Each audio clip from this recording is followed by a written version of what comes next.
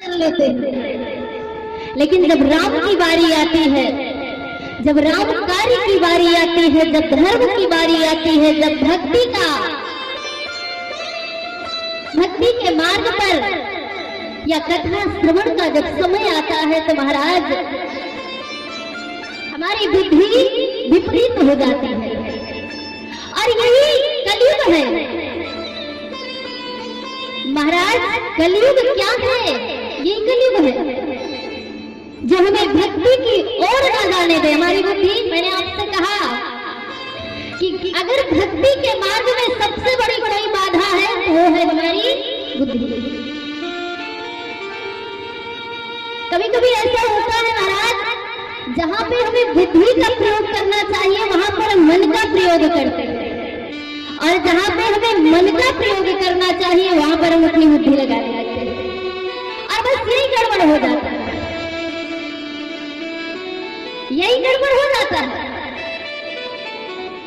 इसलिए महाराज संसार के लिए आप बुद्धि का प्रयोग कीजिए, संसार के लिए आप बुद्धि का प्रयोग कीजिए, लेकिन राम के लिए कभी बुद्धि का प्रयोग मत करें, क्योंकि जिस दिन से हम राम के लिए बुद्धि का प्रयोग करेंगे उसी दिन से महाराज भक्ति हमारे जीवन से दूर हो जाएगी, भगवान हमारे जीवन से दूर हो जाएंगे, कथा हमारे जीवन से दूर हो जाएगी, फिर महाराज भक्ति के मार्ग पर चल नहीं सकते। इसलिए हमें अपने जीवन में राम को कैसे लाना है, राम के नाम को कैसे जपना है, ये मानस के द्वारा हम दर्शन करेंगे। तो आइए पावन गंगा में प्रवेश करेंगे। उससे पहले मंच की मर्यादा को ध्यान में रखते हुए व सबकी मंगल कामना के लिए उस मंगल भवन मंगलहारी के नाम का संकीर्तन करेंगे। तदुपरांत हम सभी लोग पावन रस का रसास्वादन करेंगे। सभी लोग बोलेंगे, सभी गाएंगे।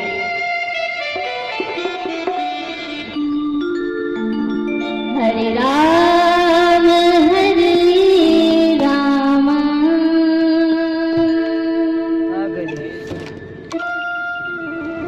हरे राम हरे राम राम राम हरे हरे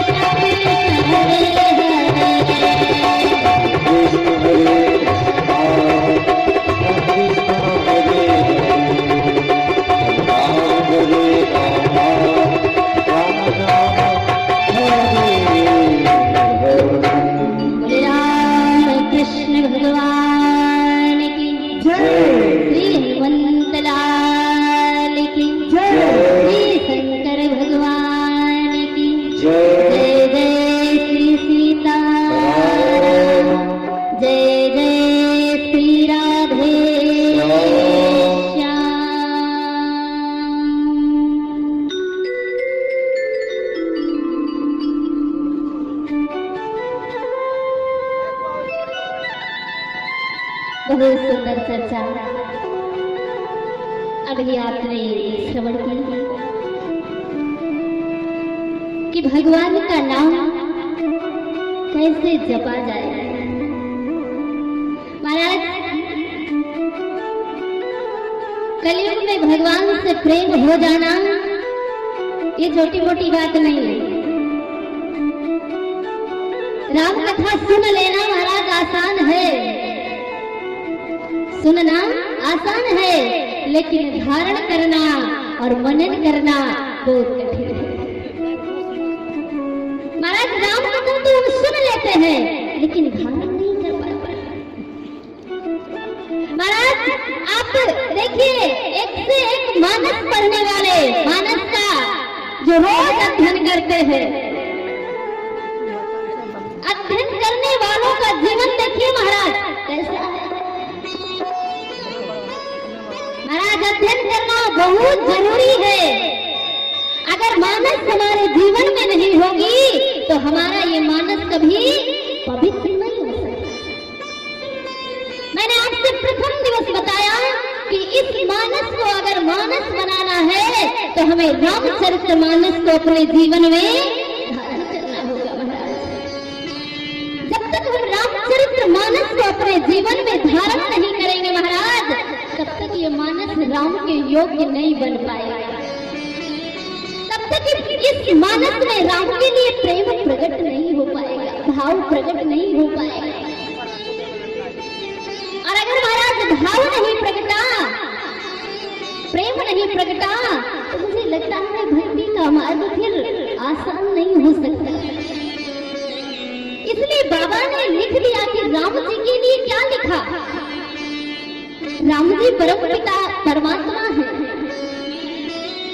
जगत पिता है महाराज, लेकिन उनके लिए क्या लिखा कि राम ही केवल। बाबा ने केवल लगा दिया कि आगे राम जी को कुछ नहीं चाहिए। चाहिए क्या?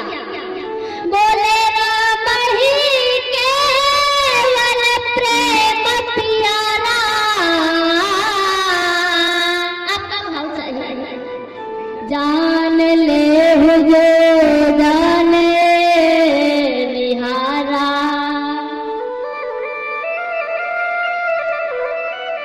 महाराज भगवान जहाँ प्रेम देखेंगे, जहाँ भाव देखेंगे, वही प्रकट हो जाएगा।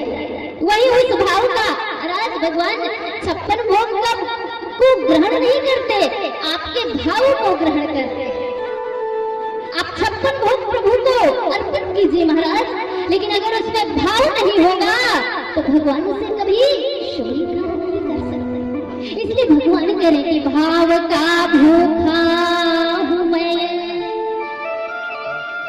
भाव ही सब सार है।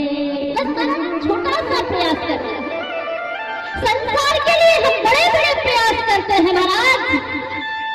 संसार के लिए हम लाखों रुपए खर्च कर देते हैं, सिर्फ किस लिए कि संसार के लोग हम पर प्रसन्न हो जाएं, अपनी कृपा बनाएं।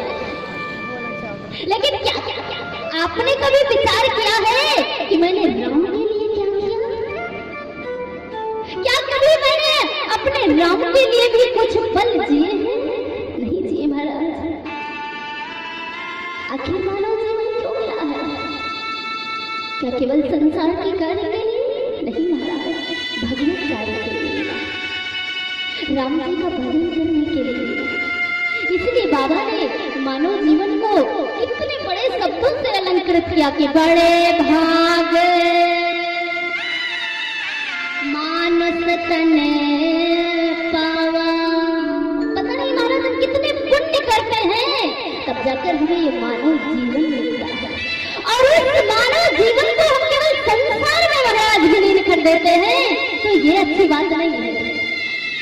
ये तो हमारी ना समझी है। फिर हम लाख मानस का अध्ययन कर ले महाराज, लाख कथाएं सुन ले, फिर जीवन में राम जी का कभी प्रागट्य नहीं हो सकता।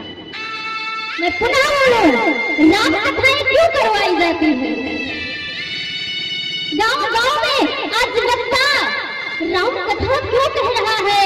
क्योंकि जो राम जी के लिए प्रेम हमारे हृदय से निकल गया है, उसकी जागृति पुनः हमारे हृदय में हो। हर समाज का बच्चा बच्चा राम बन सके, हर समाज की बच्ची जानकी बन सके। और याद रखना, अयोध्या में राम मंदिर बनाने से केवल राम राज्य नहीं आ सकता। मेरा बड़ा हम लोग तो बहुत चाहते हैं कि राम मंदिर बनना ही चाहिए महाराज। क्यों? रामलला की जन्मभूमि है, रामलला के लिए महल का निर्माण जरूर होना चाहिए। लेकिन आप विचार करना, आप जितने यहाँ बैठे कि केवल क्या अयोध्या में राम मंदिर बन जाने से क्या भारत में राम राज्य का निर्माण हो जाएगा? नहीं होगा। जब तक समाज का बच्चा बच्चा राम नहीं बनेगा, राम के आदर्शों का पालन नहीं करेगा, राम के चरित्रों का अनुगमन नहीं करेगा, राम के आदर्शों का अनुकरण नहीं करेगा महाराज,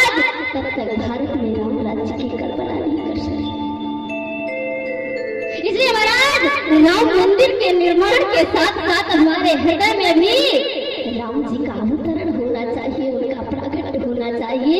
तब जाकर कहीं हम कल्पना कर सकते हैं कि भारत में पुनः राम राज्य स्थापित हो। और याद रखना, किसी एक के प्रयास से भारत में राम राज्य नहीं आ सकता। हम सबका प्रयास होना चाहिए कि भारत में पुनः राम राज्य स्थापित हो। हर बच्चा राम के आदर्शों से सराबोर होना चाहिए। उसका जीवन केवल महाराज आधुनिक युगों से नहीं, बल्कि हमारी संस्कृतियों से, हमारे अध्यात्म से उसका जीवन जुड़ा होना चाहिए। इसलिए महाराज राम का चिंतन करिए, राम को गुनगुनाइए। जिसके जीवन में राम है महाराज, वही इस भवसागर को पार कर सकता है। और जहाँ राम नहीं है महाराज, वहाँ कल्पना नहीं कर सकते। इसीलिए लिखा गया है कि कलयुग केवल, मैं कल बोल रही हूँ, नाम आधारा, सुमिरे सुमिर नर उतर ही पारा। राम के नाम को अपने जीवन में धारण कर लीजिए, हम भवसागर पार हो जाएंगे। और महाराज हमारे जीवन में सब कुछ है, लेकिन अगर राम जी नहीं है, राम रूपी धन नहीं है, हम करोड़पति हो जाए, लखपति हो जाए महाराज, संतपति हो जाए, लेकिन अगर राम नाम रूपी धन नहीं है महाराज, तो फिर करोड़पति बनना बेकार हो जाएगा। फिर तो जैसे आए थे वैसे चले जाएंगे। ये हम नहीं कह रहे महाराज। सबसे बड़ा धनी इस संसार में कौन है? कौन है? करोड़ रुपए नहीं। हमारे संत कह रहे, कबीरदास जी कह रहे, कबीरदास जी की वाणी, कबीरदास जी बोल रहे हैं कि संसार में सबसे बड़ा धनी कौन है? कि कबीरा सब जग निर्धना, धनवंता नहीं कोई, धनवंता सोई जानिए,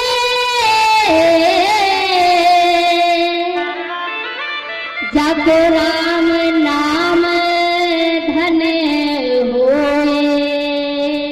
महाराज सांसारिक धन के साथ इस अलौकिक धन को यदि मिला लोगे महाराज, उसमें उसका समावेश हो जाएगा, तो फिर ये सांसारिक धन पवित्र हो जाएगा, आपके जीवन को सुंदर बना देगा।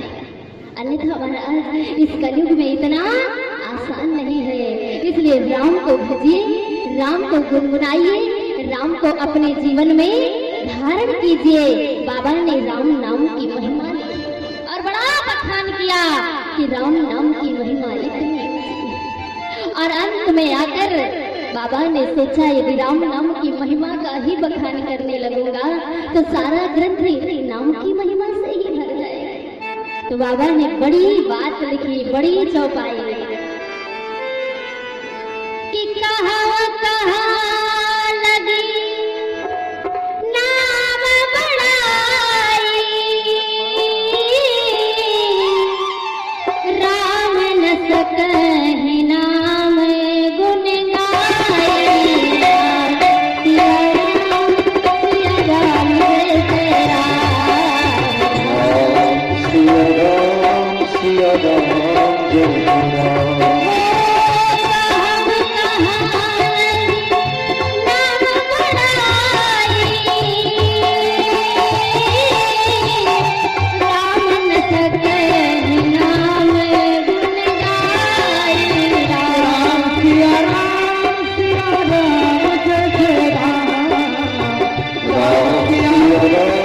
सिया राम जय राम,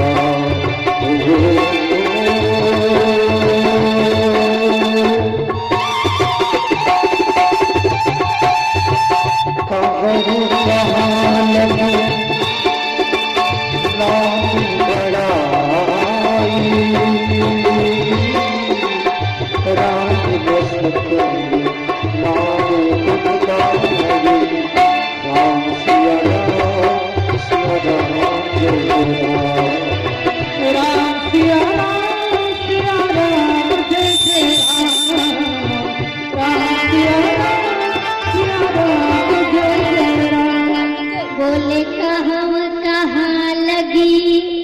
बाबा तुलसी कह रहे मैं क्या बखान करूं, राम जी स्वयं अपने नाम की महिमा का गायन नहीं कर सकते कि मेरे नाम की महिमा कितनी है। इसे महाराज ऐसा है राम का नाम, उसे जीवन में धारण कीजिए, उसे जीवन में उसका अनुकरण कीजिए। और बाबा तुलसी ने कथा प्रसंग को आगे बढ़ाया और सीधे अपना ग्रंथ उठाया और लेखनी उठाई और पहुंच गए प्रयागराज की पावन भूमि में, जहां पर प्रत्येक 12वें वर्ष महाकुंभ मेले का आयोजन होता है।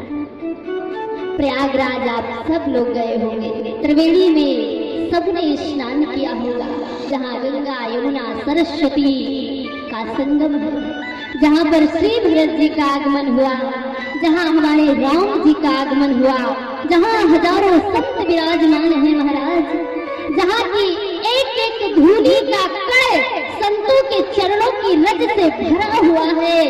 ऐसे प्रयागराज की पावन भूमि में बाबा तुलसी और बाबा तुलसी महाराज कहते हैं कि सूर्य जब मकर राशि में प्रवेश करता है तो महाकुंभ मेले का आयोजन होता है। और आज बाबा लेखनी लेकर ग्रंथ लेकर पहुंचे हैं महाकुंभ मेले और बड़ा सुंदर दर्शन करा रहे हैं। दो संतों का मिलन करवाने जा रहे हैं, दो महापुरुषों का आज मिलन होने जा रहा है, दो संत मिलने जा रहे हैं। आप विचार करें, आप महापुरुष यहाँ पर विराजमान हैं, आप विचार करना कि बाबा तुलसी ने दो संतों का मिलन क्यों करवाया है। महाराज मैंने कल ही बताया था कि संसार के जब दो लोग मिलेंगे, दो व्यक्ति मिलेंगे तो महाराज संसार की चर्चा होगी। आप अपने रिश्तेदार के यहाँ जाएंगे तो आपके घर की चर्चा होगी, राम की चर्चा तो नहीं हो सकती। आप अपने मित्र के यहाँ जाएंगे तो परिवार की चर्चा होगी, बच्चे कितने हैं, सर्विस कैसे चल रही है, खेती कैसे चल रही है, फलाना कैसा, धमाका कैसा, ये तो चर्चा होती है। तुम्हारा संसार से जब हम मिलेंगे तो संसार की चर्चा होगी, लेकिन जब किसी संत से मिलेंगे तो संसार की नहीं महाराज भगवान की चर्चा। और आज बाबा तुलसी दो संतों का मिलन करवा रहे हैं प्रयागराज की पावन भूमि में, श्री भरद्वाज जी का और श्री याज्ञवल्क्य जी का। और बड़ा सुंदर दर्शन कराया है, भरद्वाज जी के आश्रम का दर्शन करा रहे हैं। भरद्वाज जी का निवास स्थान बाबा तुलसी बता रहे हैं, लेखनी लेकर मानस में सुंदर वर्णन कर रहे हैं कि भरद्वाज मुनि बसहि प्रयागा, तिन्हनि राम पद अति अनुरागा।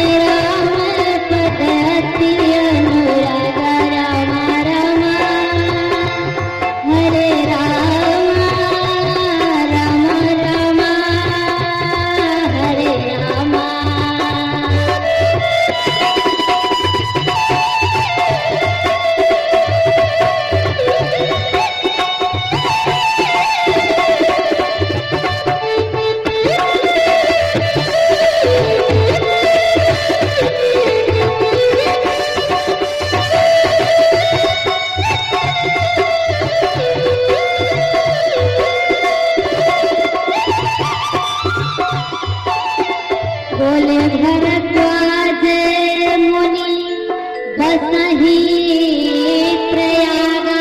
प्रयागराज की पावन भूमि में श्री भरद्वाज जी का, जिनके आश्रम में श्री हमारे श्री रघुनाथ जी का आगमन हुआ, जिनके आश्रम में श्री भरत जी का, श्री भरत जैसे संत का आगमन हुआ महाराज।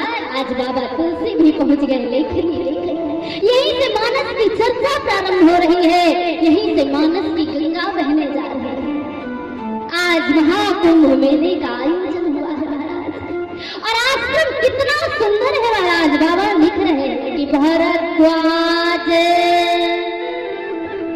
मुनि कोई साधारण मुनि नहीं है महाराज, कि भरद्वाज आश्रम अति पावन, महाकुंभ मेले का आयोजन, बड़े बड़े संतों का आगमन हुआ, बड़े बड़े साधु पुरुषों का आगमन हुआ, गृहस्थी भी पधारी है, विरक्तियों का भी आगमन हुआ है महाराज। विशाल महाकुंभ मेला लग गया प्रयागराज की पावन, और उसी मेले में श्री याज्ञवल्क्य जी का आगमन हुआ।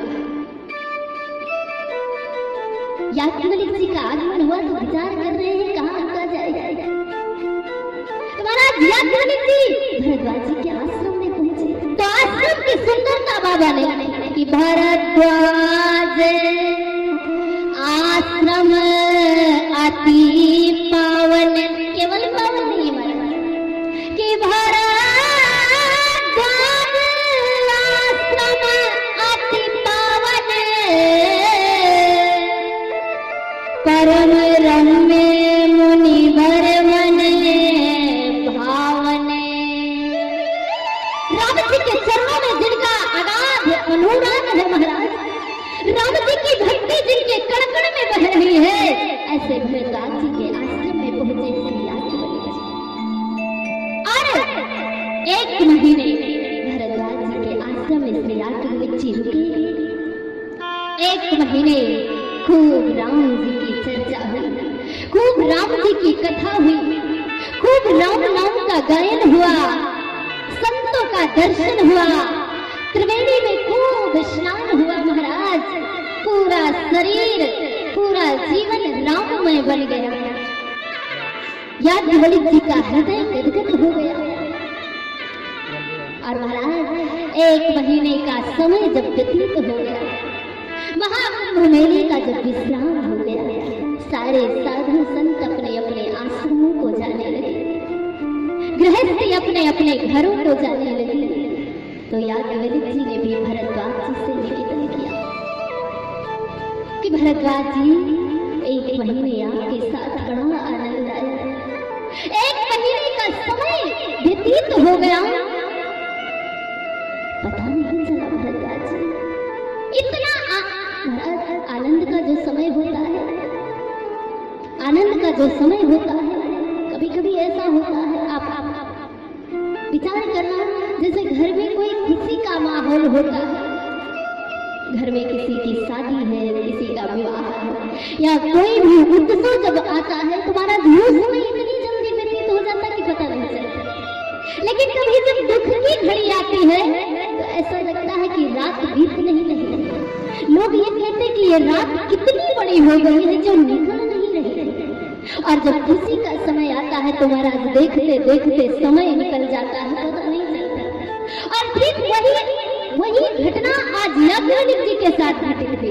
और निवेदन कर रहे भरद्वाज जी, भरद्वाज जी एक महीने आपके साथ बड़ा आनंद आया, राम की चर्चा हुई और नेत्रों में भाव के आंसू है महाराज। याज्ञवल्क्य जी कह रहे हैं ईश्वर अब मैं भी अपने आश्रम की ओर प्रस्थान करना चाहता हूँ।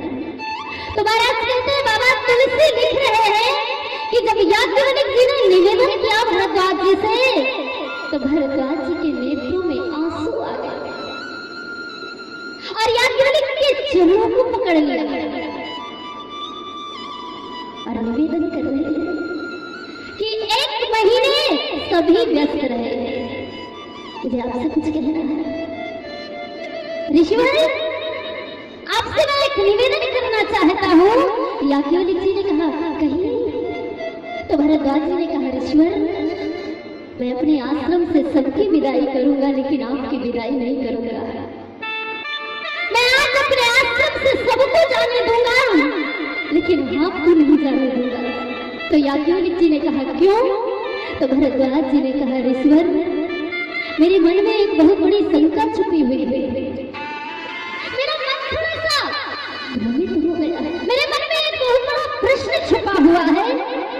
लेकिन 1 महीने आप व्यस्त रहे, इसलिए मैंने उस प्रश्न को आपके सामने नहीं रखा। और कहते हैं जब कभी मन में कोई प्रश्न आ जाए तो उसे ले जाकर संत के चरणों में समर्पित करें। महाराज जीवन में कभी प्रश्न उठे तो संसार वालों के पास मत जाना। जीवन में कभी कोई प्रश्नवाचक चिन्ह लग जाए तो उसका समाधान करवाने के लिए संसार के पास मत जाना, पड़ोसी के पास मत जाना महाराज, क्योंकि पड़ोसी के पास जाओगे तो आपके सामने तो आपकी हाँ में हाँ मिलाएगा, लेकिन आपके पीछे आपकी मजाक करेगा, आपकी हंसी करेगा। एक से नहीं कईयों से बताएगा ना फलाने आए थे। लेकिन जब किसी संत के पास पहुंच जाओगे महाराज तो कहते हैं वो प्रश्नवाचक चिन्ह आपके हृदय से दूर हो जाएगा। ये हम नहीं करेंगे, हमारी मानस बोल रही है, ये भरद्वाज जी बोल रहे हैं कि जीवन में जब कभी कोई संशय आ जाए, जीवन में जब कभी कोई प्रश्न उठ जाए तो किसी संत के पास चले जाना तो उस संशय का समाधान हो जाए। मानस में बाबा तुलसी लिख रहे हैं कि संत कहें असनीत प्रभु, श्रुति पुराण मुनि गावे, होए न विमल विवेक गुरु सन किए दुराव। सत्य के पास पहुंचना महाराज तो संतों से कभी चोरी मत करना, कभी कोई छिपाव मत करना, अपने हृदय को खोल कर रख देना महाराज, तो हृदय की सारी समस्याओं का समाधान हो जाएगा, उसका निराकरण हो जाएगा। और आप भरद्वाज जी वही कर रहे हैं और निवेदन कर रहे हैं। ऋषिवर मेरे मन में एक बहुत बड़ा संशय छुपा हुआ है, इसलिए मैं आपसे निवेदन करूंगा कि आप अपना थोड़ा सा अमूल्य समय मुझे प्रदान कीजिए ताकि उस संशय का समाधान हो जाए। महाराज बाबा तुलसी लिख रहे हैं कि याज्ञवल्क्य जी के चरणों को भरद्वाज जी ने पुनः प्रक्षालित किया और सुंदर आसन पर बैठाया। और भरद्वाज जी याज्ञवल्क्य जी के चरणों को पकड़कर बैठे हैं। तो याज्ञवल्क्य जी ने कहा भरद्वाज जी आप जैसा श्रेष्ठ संत, और आप कह रहे हैं कि मेरे जीवन में संशय है। तो भरद्वाज जी ने कहा नहीं नहीं, आप मुझे श्रेष्ठ मत कहिए, क्योंकि अगर मैं श्रेष्ठ होता तो मुझे ग्रंथों के प्रति आज मेरे जीवन में जो संशय है ये संशय कभी नहीं होगा, क्योंकि श्रेष्ठ के अंदर महाराज कभी प्रश्नवाचक चिन्ह नहीं रख सकते। ये भरद्वाज जी कह रहे हैं। इतना बड़ा ज्ञानी जिसने राम का दर्शन किया, इतना बड़ा महापुरुष जिसने श्री भरत के चरणों का दर्शन किया, श्री भरत जैसे संत के जीवन का दर्शन किया, आज वो कह रहा है मेरे जीवन में संशय है। याज्ञवल्क्य जी ने कहा क्या बात है भरद्वाज जी, आप इतना अधीर क्यों हो रहे हैं, आप कहिए आपको क्या संशय। और महाराज जो बात भरद्वाज जी ने आज बोली है, मुझे लगता है संसार में किसी के बोलने की हिम्मत नहीं है। भरद्वाज जी कह रहे हैं ऋषिवर मैंने सबके बारे में सुना है, मैंने भरत जी के बारे में सुना, लक्ष्मण जी के बारे में सुना, शत्रुघ्न जी के बारे में सुना, लेकिन मेरी ये समझ में नहीं आता कि ये राम कौन है। मेरी ये समझ में नहीं आ रहा है कि ये राम है कौन है। आप मुझे समझाइए कि राम कौन है, मुझे राम के बारे में जानना है, मुझे राम के बारे में बताइए, मैं राम के बारे में जानना चाहता हूँ कि राम कौन है। बाबा तुलसी लिख रहे हैं कि याज्ञवल्क्य जी के नेत्रों में आंसू आ गए, भाव आ गया, और भरद्वाज जी को देख रहे हैं और याज्ञवल्क्य जी कह रहे हैं भरद्वाज जी आपके भावों को मैं प्रणाम करता हूँ, मुझे राम कथा के बारे में बताइए, मैं राम कथा के बारे में जानना चाहता हूँ, मुझे राम कथा सुनाइए, मैं राम के बारे में जानना चाहता हूँ कि ये राम है कौन। आप विचार करिए, ये भरद्वाज जी की वाणी है और हम संसारिक लोग दो चार राम कथाएं सुन लेते हैं तो ऐसा लगता है कि हमसे बड़ा विद्वान कोई नहीं है। फिर तो यही सोचते आज तो पहला दिन है, कल जाएंगे। यही सुनने में आता है, अरे आज तो दूसरा दिन है, कल चले जाएंगे। और ऐसे महाराज एक एक दिन गिनते गिनते सारे दिन निकल जाते हैं, हम पंडाल तक नहीं पहुंच पाते। हम पंडाल तक नहीं पहुंच पाते, क्यों? क्योंकि हम तो ज्ञानी हैं, हमारे अंदर राम को जानने की इच्छा, जिज्ञासा रही है। इसलिए कहते हैं राम कथा को ज्ञानी बनकर नहीं, जिज्ञासु बनकर सुनना चाहिए। और मैं आपसे निवेदन करूं महाराज कि राम कथा में जब भी आना तो पंडाल के बाहर जैसे आप अपने स्लीपर उतार देते हो, वैसे ही पंडाल के बाहर अपनी बुद्धि को भी निकाल कर, वैसे ही पंडाल के बाहर अपने ज्ञान को निकाल कर रख देना महाराज। जिस दिन इस ज्ञान को निकाल देंगे अपने जीवन से, क्योंकि महाराज कभी कभी जब ज्ञान होता है तो ज्ञान के साथ अहंकार का भी प्रवेश होता है। अरे क्या राम कथा सुने, वही होना चाहिए। अभी 10 दिन पहले उधर कथा सुन रहे तो वही तो राम कथा है। महाराज भरद्वाज जी कह रहे मुझे राम के बारे में जानना है, मुझे राम के बारे में बताइए, मुझे राम कथा श्रवण कराइए, मैं राम कथा के द्वारा राम को जानना चाहता हूँ। याज्ञवल्क्य जी कह रहे हैं आपके भाव को प्रणाम करता है। और बाबा तुलसी ने तो महाराज हम जैसे ना समझो के लिए, हम जैसे ज्ञानियों के लिए लिखा है, बड़ा सुंदर बाबा तुलसी लिख रहे हैं कि राम कथा सुनते सुनते जिसका मन भर जाए, जिसका पेट भर जाए, जिसका हृदय भर जाए, ये समझ लेना कि उसने कभी राम कथा सुनी ही नहीं। हाँ सुनी है, लेकिन उसका चिंतन किया ही नहीं। महाराज हमारा मन क्यों भर गया, हमारा मन क्यों भर गया? राम कथा तुम्हारा जिसका कभी विश्राम होता है, उसका कभी समापन नहीं होता। संतों ने तो लिखा है महाराज, बाबा तुलसी ने लिखा है कि हरि अनंत, हरि कथा अनंता, कहे सुनहि बहुविध सब संता। हरि अनंत है, हरि की कथा अनंत है, तो हम क्यों महाराज, हमारे अंदर पूर्ति कहाँ से आया? क्योंकि हमने कभी भाव से नहीं सुना, क्योंकि हमने अपने इस हृदय रूपी घड़े में इस अमृत रस को कभी चखा ही नहीं, उसको उतारा ही नहीं। महाराज उतारेंगे महाराज, भगवान की कथा तो समुद्र जैसी गहरी है, जैसे समुद्र की गहराई को हम नहीं माप सकते, वैसे इस कथा की गहराई को भी हम कभी। तो भरद्वाज जी पूछ रहे हैं आप मुझे राम के बारे में बताइए, आप मुझे राम कथा के बारे में बताइए। याज्ञवल्क्य जी ने कहा भरद्वाज जी आप राम के बारे में जानना चाहते हैं, राम कथा के बारे में जानना चाहते हैं, तो सुनिए राम कथा है क्या। बाबा ने लेखनी उठाई और मानस में सुंदर वर्णन कि राम कथा शशि किरण समाना, राम कथा राम कथा शशि किरण समाना, राम कथा शशि किरण समाना, राम कथा शशि किरण समाना, राम कथा शशि किरण समाना, संत चकोर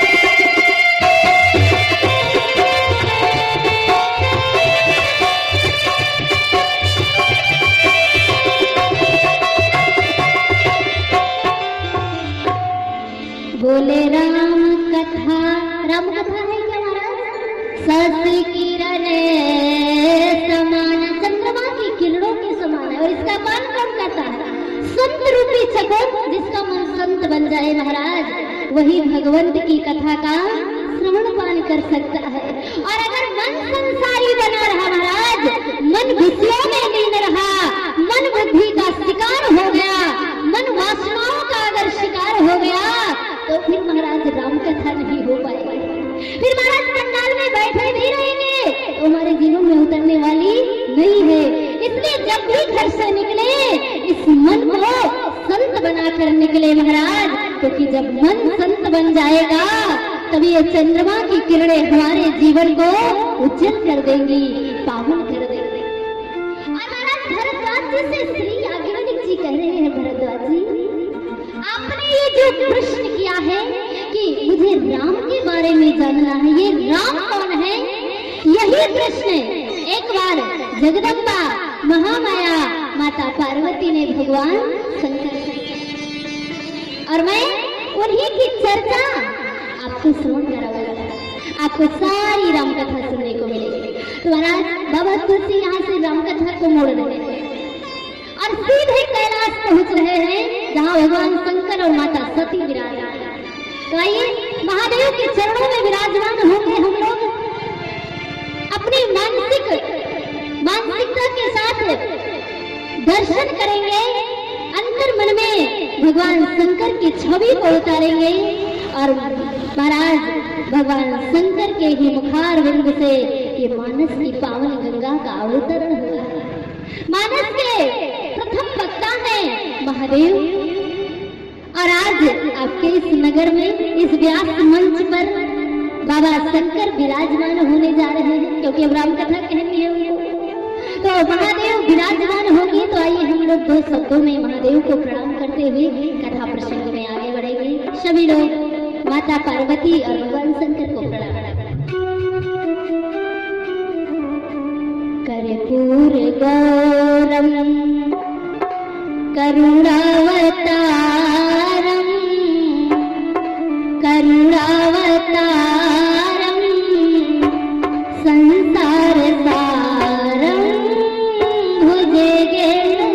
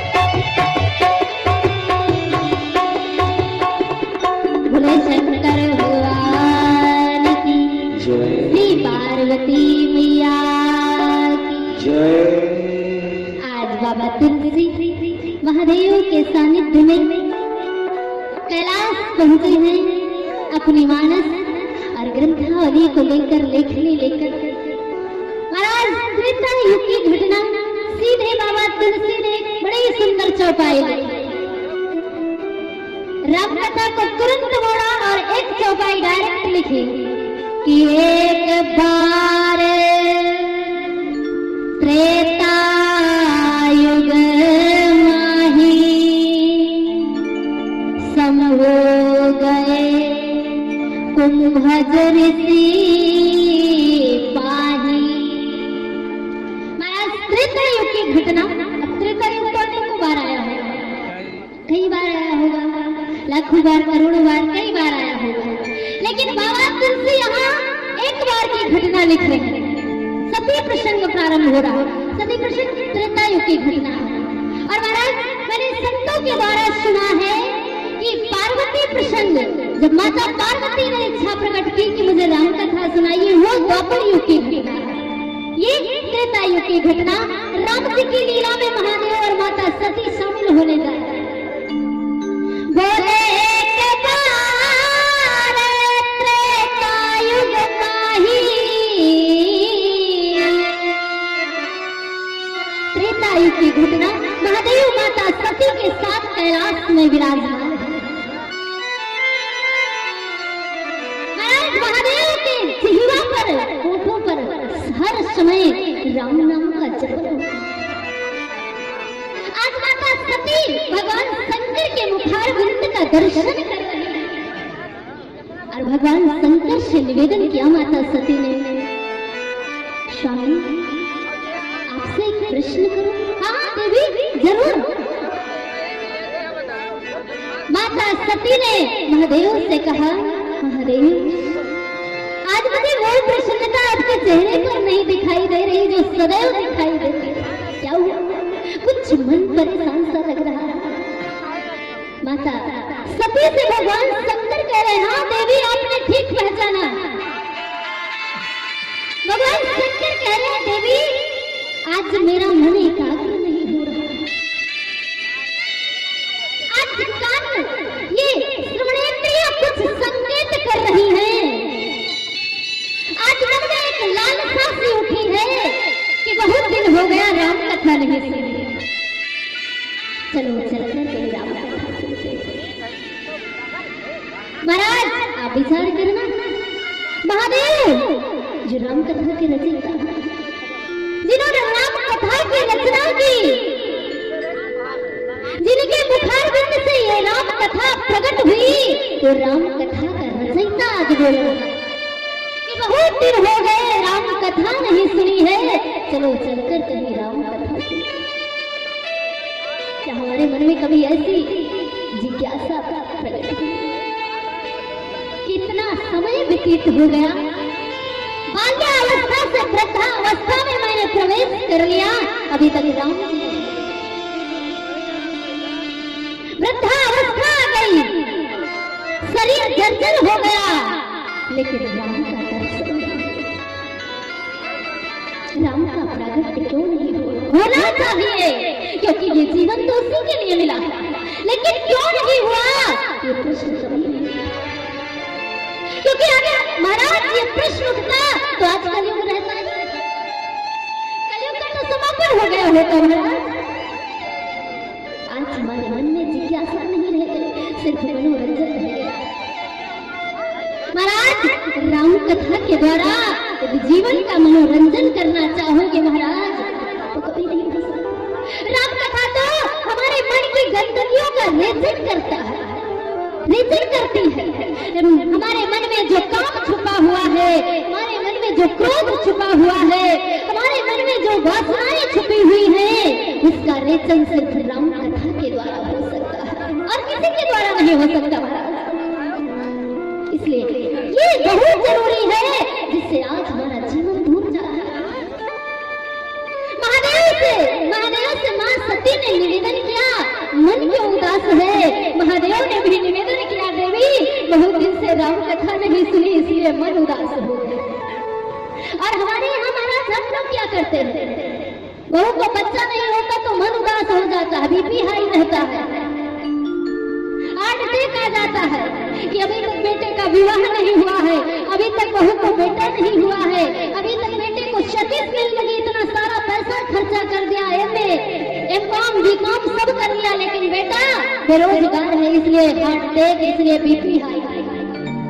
लेकिन राम जी नहीं आए, राम की कथा हमारे जीवन में नहीं आई, राम जी का प्राकट्य हमारे जीवन में नहीं हुआ, इसके लिए हमारा बीपी कभी नहीं आया, इसके लिए हमारे जीवन में कभी कोई चिंता नहीं रहता।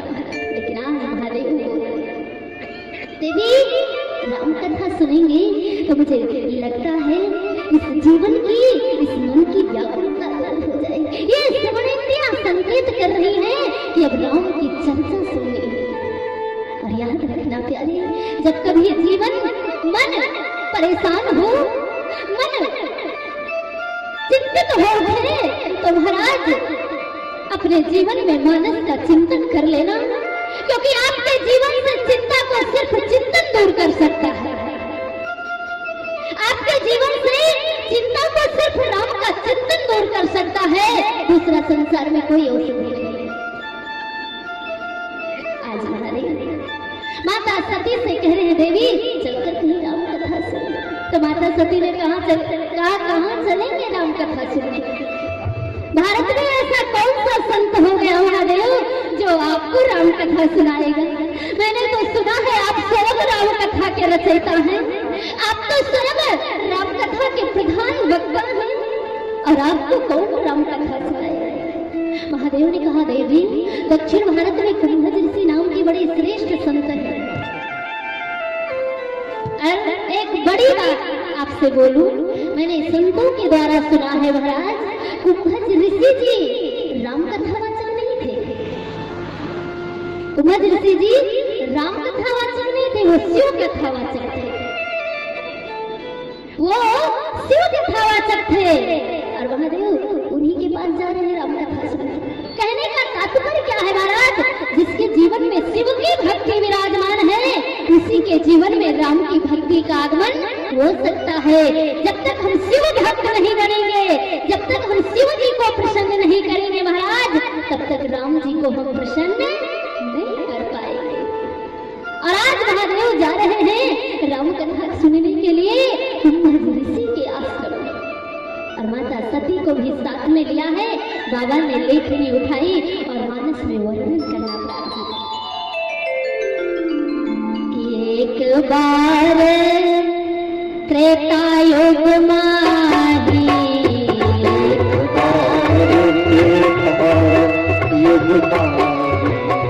शंभु गए कुंभज ऋषि पाही,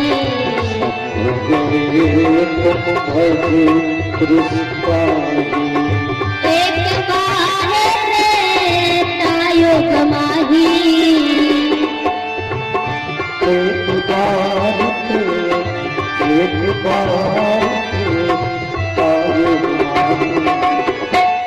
हो गए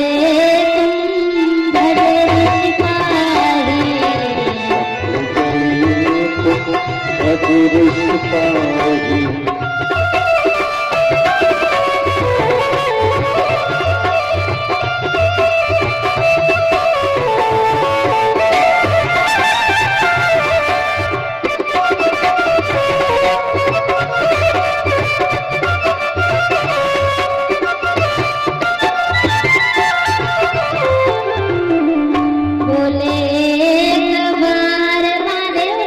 सती को लिया है और कुंभज ऋषि के आश्रम में। आप विचार करना, कहाँ कैलाश, कहाँ दक्षिण भारत, कितनी दूरी तय की है महादेव ने राम कथा।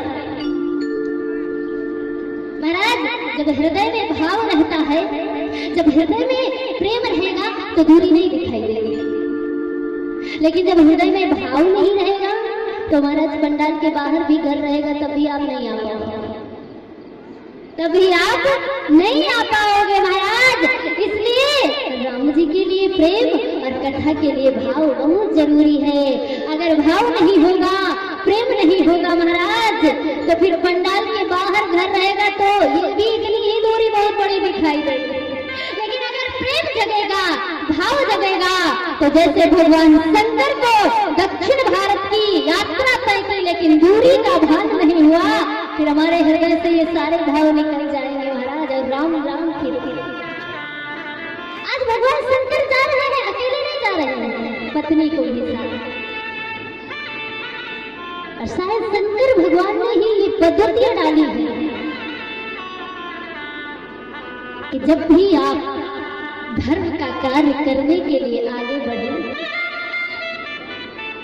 राम कथा के लिए आगे बढ़े, तो माता जी को अवश्य साथ अगर उपस्थित है तो अकेले मत सुनिए, धर्म का कार्य अकेले मत कीजिए। पति पत्नी जब साथ में मिलकर धर्म का कार्य करेंगे महाराज, तो उसका पूर्ण फल मिलेगा। जब पति पत्नी दोनों बैठकर राम कथा सुनेंगे, तब आपके बच्चे राम बनेंगे, तब आपके बच्चों के अंदर राम के संस्कार जगेंगे। क्यों क्यों महाराज? क्योंकि महाराज जब माँ राम कथा सुनेगी, तभी तो उसके गर्भ से जानकी प्रकट होगी, तभी तो उसके गर्भ से राम प्रकट होगा। जब माँ राम कथा नहीं सुनेगी, अब याद रखना, बच्चे की शिक्षा घर से प्रारंभ होती है, और केवल घर से नहीं, बच्चे की शिक्षा गर्भ से प्रारंभ होती है। बच्चे की शिक्षा गर्भ से प्रारंभ होती है। बच्चे की शिक्षा, बच्चे की प्रथम गुरु उसकी माँ है, उसके पिता का। महाराज राम जी क्या है, आज बच्चों को सब कुछ पता है। आप एक से एक बड़े घराने में पहुंच जाइए महाराज, मैं बड़े बड़े घरानों की बात कर रही हूँ। मिडिल क्लास की तो बात छोड़ दी महाराज, मिडिल क्लास वाले तो बहुत राम कथा सुनते हैं, वो राम कथा सुनते हैं।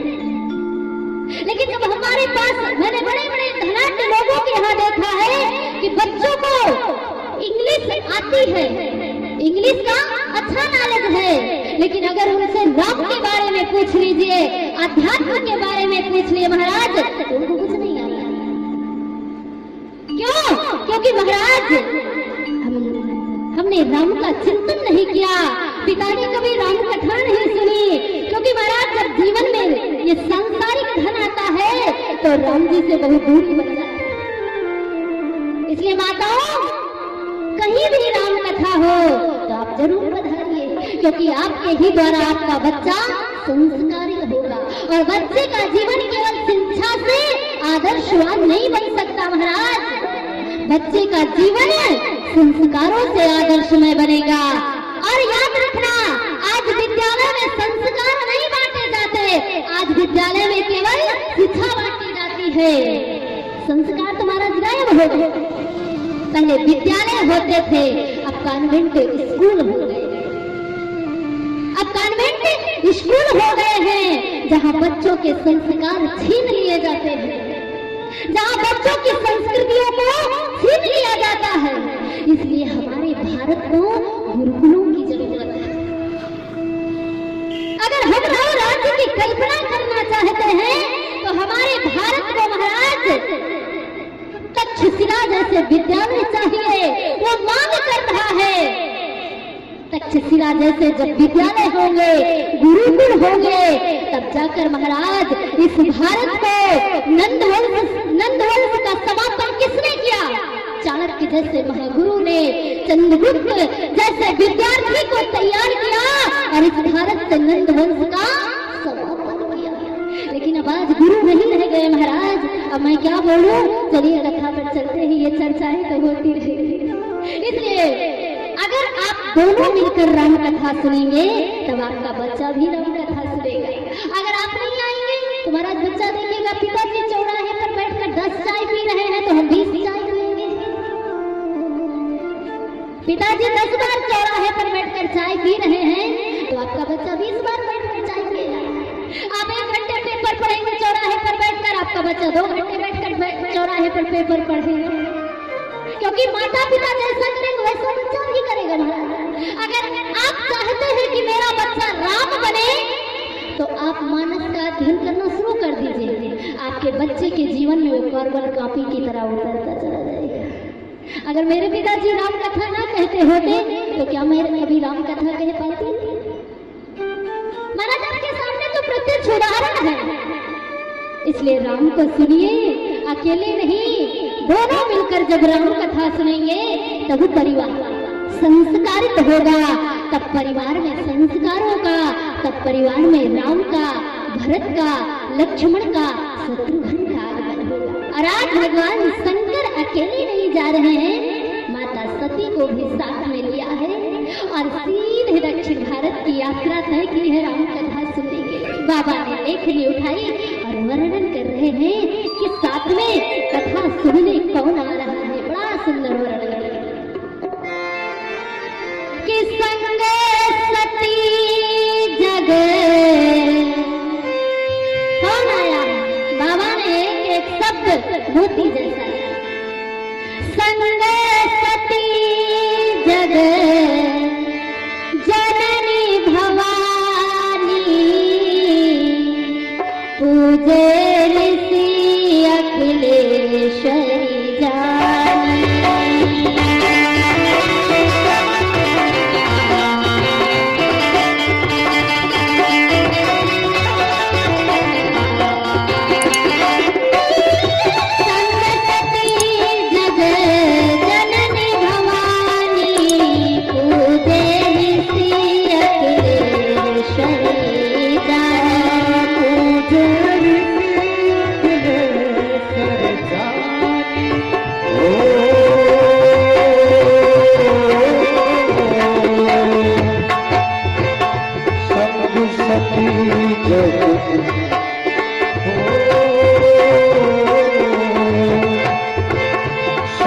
सती जग